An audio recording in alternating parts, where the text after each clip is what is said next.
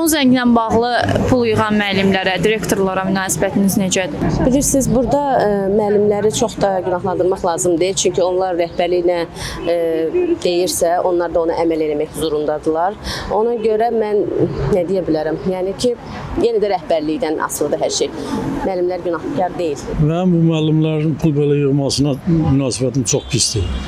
Nəyə görə? Çünki dövlət onlara pul verir də, nəyə görə uşaqlardan pul yığmalıdırlar ki? Mən pis baxıram bunu. Aslında nəzarət güclü olmalıdır. Direktor olsun, müəllim olsun, hamısına nəzarət olmalıdır.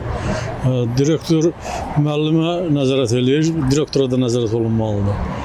Ümumiyyətlə, hər bir şeyə nəzarət olmalıdır. Nəzarət olmayanda, nəzarətsiz qalanda axırı beləsi rüşvətxorluq baş alıb gedir. Mən inanmıram, çünki düzdür, eşidirəm bəzi mənbələrdən, ancaq inanmıram. Çünki Azərbaycanda və bizim doğrudan da mənim fikrim budur ki, ümumiyyətlə yoxdur rüşvətdir, pul yığmaqdır.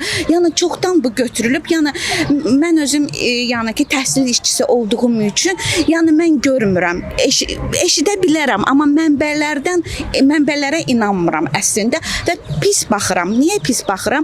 Çünki ümumiyyətlə də müəllim adına doğrudan da bir xələl gətiriləcək bir, yəni ki, pis bir söhbətdir, haldır. Yəni ki, bu doğrudan da, nə bilim, vallah mən eşitməmişəm. Axır zamanlar, bu axır illər ərzində mən eşitməmişəm ki, hansısa bir direktor, hansısa bir məktəblərdə ola bilər, nəsə ola bilər, hardasa nəsə, amma eşitməmişəm, yalan deyərəm. Mənim münasibətim buna qarşı çox mənfi reaksiya bildirirəm. Çünki direktor yəni bu işə qarışmalı deyil.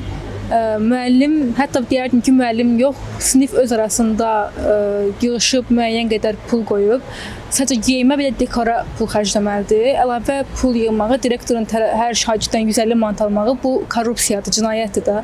O işdən azad edilməlidir. Yəni bu yol verilməz bir cinayətdir deyə düşünürəm.